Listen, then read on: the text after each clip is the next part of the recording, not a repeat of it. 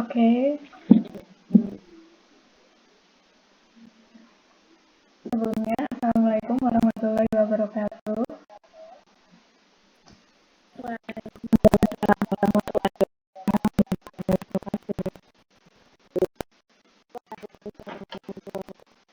Em, Sebelum kita mulai bimbingan pada siang hari ini, alangkah baiknya kita mengawalinya dengan berdoa menurut agama dan kepercayaan masing-masing. Doa dipercayai. Em, Sebelumnya saya ucapkan terima kasih untuk teman-teman semua yang sudah meluangkan waktunya untuk bisa mengikuti bimbingan dengan saya. Oke, sebelumnya di sini saya mau menjelaskan tujuan khusus dari bimbingan ini. Yang pertama, peserta didik diharapkan dapat membagi waktu antara kuliah dan kerja dengan baik. Yang kedua, peserta didik diharapkan dapat memprioritaskan kegiatan yang penting dan kurang penting. Yang ketiga, peserta didik diharapkan mampu memahami dampak kuliah dan kerja secara baik. Oke, sebelum kita ke tahap inti, saya akan sedikit menjelaskan langkah-langkah kegiatan atau bimbingan pada siang hari ini. Yang pertama, sebelumnya saya akan menyampaikan materi hingga selesai. Kemudian, apabila ada yang kurang mengerti atau ingin bertanya, akan saya berikan waktu untuk bertanya dan silakan kepada teman-teman semua jika ingin bertanya bisa disampaikan di waktu yang nanti saya berikan. Oke. Sebelumnya, apakah kalian sudah siap? Oke. Langsung saja ya kita mulai. Di sini temanya yaitu sebenarnya temanya belajar dan kuliah. Tapi saya akan menyempitkan tema saya menjadi cara mengatur waktu kuliah sambil bekerja. Oke, sebelum kalian belajar lebih lanjut nih cara-cara dan tips-tipsnya untuk kuliah sambil bekerja, kalian harus tahu dulu nih dampak-dampaknya yang akan ditimbulkan dari belajar sambil kuliah. Soalnya seperti yang kita tahu, bukan hal mudah kuliah sambil bekerja. Kadang-kadang kita aja yang cuman kuliah ngerasa pusing banget gak sih, kayak aduh tugas banyak banget nih. Apalagi untuk orang-orang yang harus kuliah sambil bekerja. Oke. Yang pertama yaitu waktu istirahat berkurang. Gimana ya, pastinya kalau misalnya nih yang kuliah selesai jam 12. Tapi kalau yang kuliah sambil bekerja habis jam 12 mereka harus kerja kan. Jadinya waktu istirahatnya tuh lebih berkurang. Kalau yang nggak kerja misalnya 10 jam, yang pakai kerja jadinya cuma 5 jam. Gitu. Yang kedua, kesehatan terganggu. Nah, karena sedikitnya waktu istirahat ini, maka lama-kelamaan jika itu dilakukan terus-menerus, pastinya akan menyebabkan terganggunya kesehatan kita ya. Soalnya kan setiap hari harus menjalani aktivitas harian tanpa istirahat yang cukup. Nah, dampaknya itu pasti lama-kelamaan kesehatan menjadi terganggu. Yang ketiga, mudah stres. Nah, ketika Anda memilih untuk kuliah sambil bekerja, maka Anda mungkin mengalami stres yang lebih tinggi daripada mahasiswa-mahasiswa atau anak-anak yang hanya berkuliah, karena kalian tidak hanya memikirkan tugas dan soal-soal atau materi-materi kuliah, tapi kalian juga harus memikirkan pekerjaan-pekerjaan kalian, tanggung jawab di tempat kerja kalian, sehingga itu menyebabkan kesetresan yang lebih tinggi lah. Yang selanjutnya, konsentrasi terpecah. Karena dengan banyaknya kegiatan yang kalian jalani, seperti kuliah dan bekerja, alhasil konsentrasi Anda akan terpecah dan bisa menjadi kurang fokus dalam menjalani kegiatan-kegiatan tersebut. Ada kalanya saat kita bekerja untuk sebagian waktu, tiba-tiba teringat akan tugas sekolah, atau bahkan saat kita berkuliah, kita akan mengantuk karena kurangnya istirahat. Yang selanjutnya, kehidupan sosial menjadi terganggu. Karena kan yang seharusnya untuk waktu untuk kita misalnya nongkrong bareng teman-teman atau bermain bersama teman-teman harus kita gunakan untuk bekerja ya. Jadi mau nggak mau kita jadi gimana ya, bukan keterbatasan sih, cuman jadi berkurang aja waktunya untuk bersosial lah, seperti itu. Nah, tapi selain dampak buruk, pastinya ada dampak positifnya dong. Ini dia dampak-dampak positif dari kuliah sambil bekerja. Yang pertama, punya lingkup pergaulan yang luas.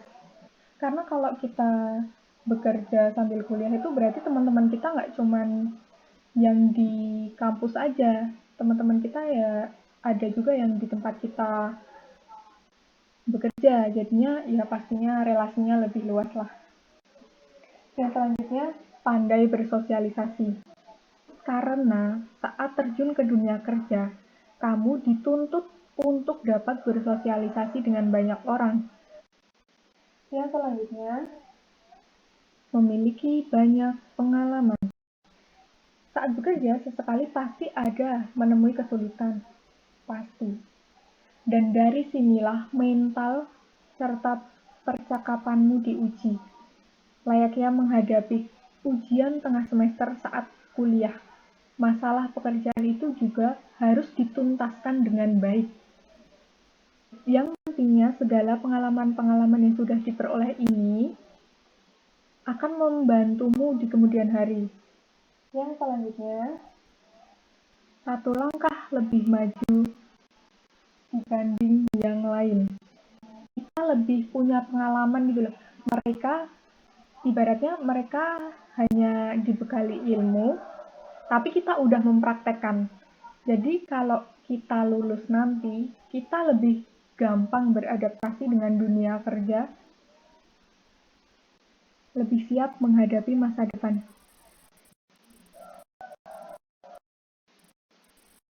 Lebih siap menghadapi masa depan, karena mulai bekerja, bahkan saat tengah menyelesaikan kuliah, membuat mental untuk menghadapi masa yang akan datang itu menjadi terpacu gitu, terlatih.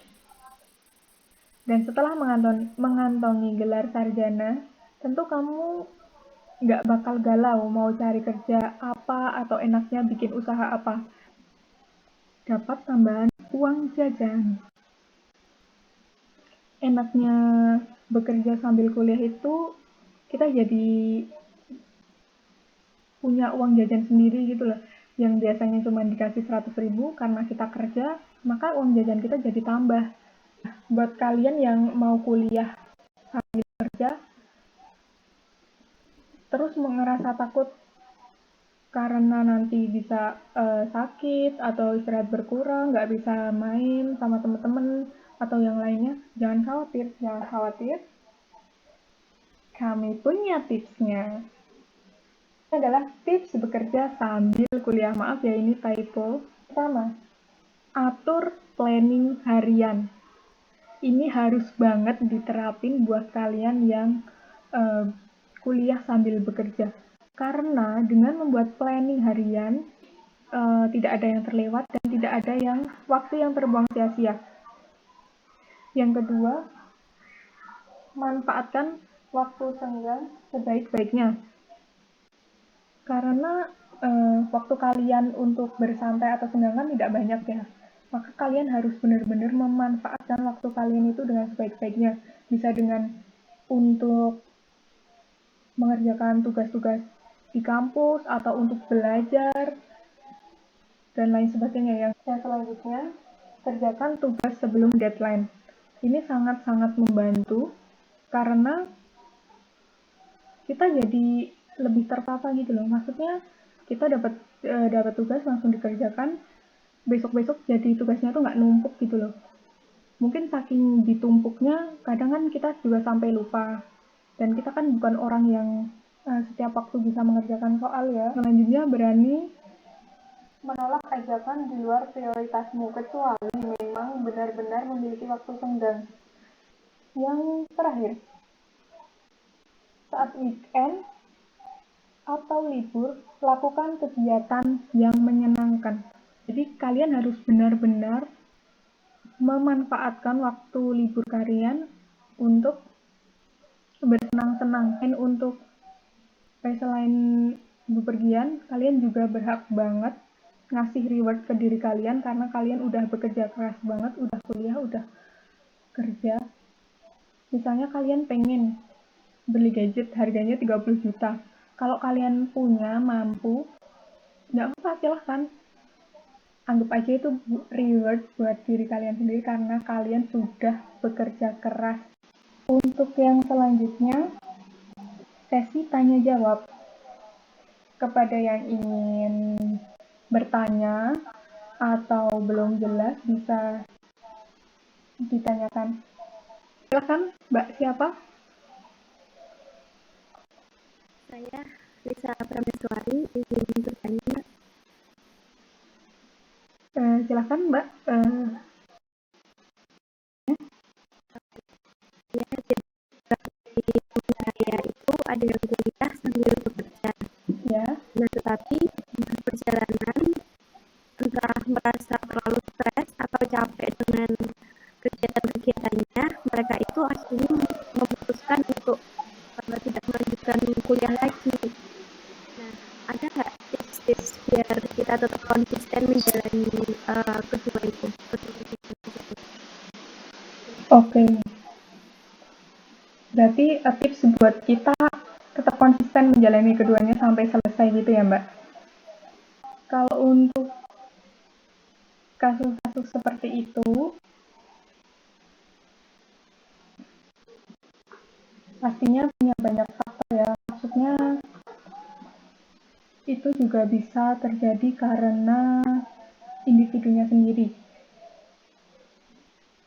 Nah, agar kita tetap konsisten terus sampai lulus kuliah dan tetap bekerja,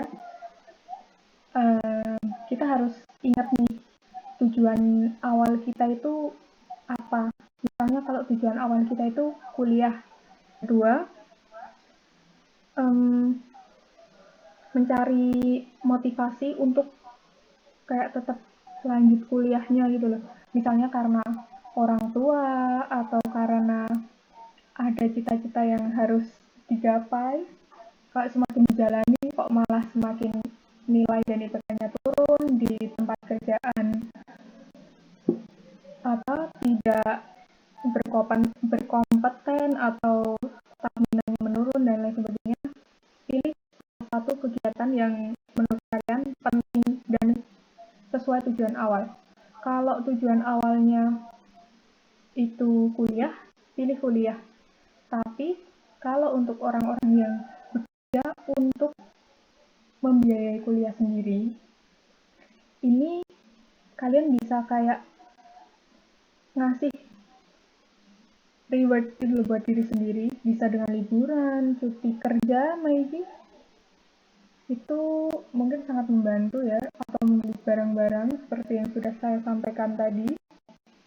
Selain itu, dukungan dari orang-orang terdekat, misal orang tua, pacar, teman, sahabat, itu juga sangat-sangat berpengaruh. Ya, intinya harus konsisten dan ingat tujuan awal aja sih, Mbak. Intinya.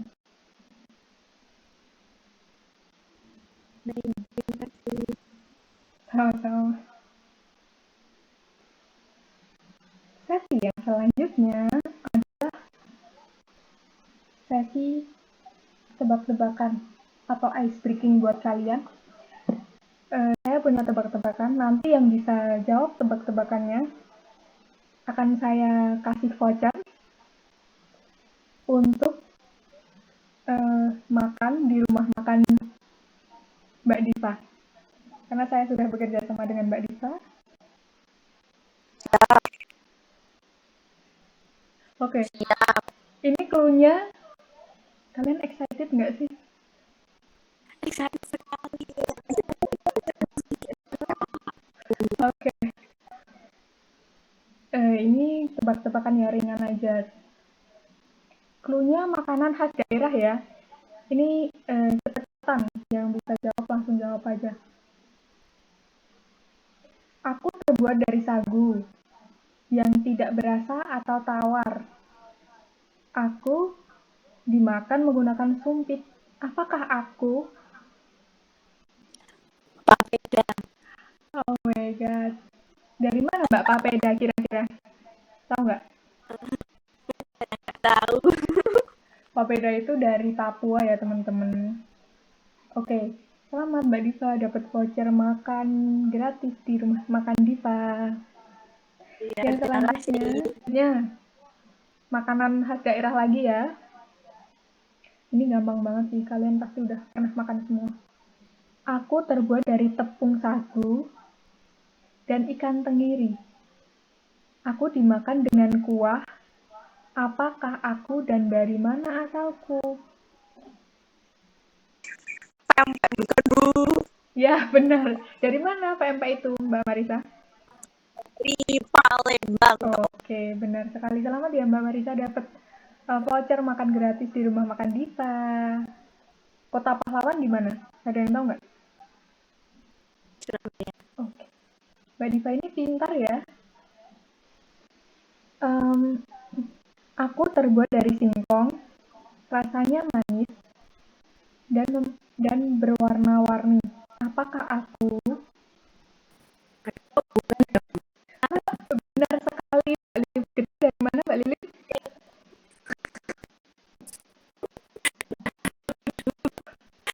Dari tempat kalian sendiri ini, dari Jogja.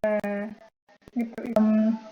Saya rasa sudah cukup ya untuk bimbingan siang ini. Kalian juga semoga bisa menyerap dan mengambil apa yang sudah saya sampaikan.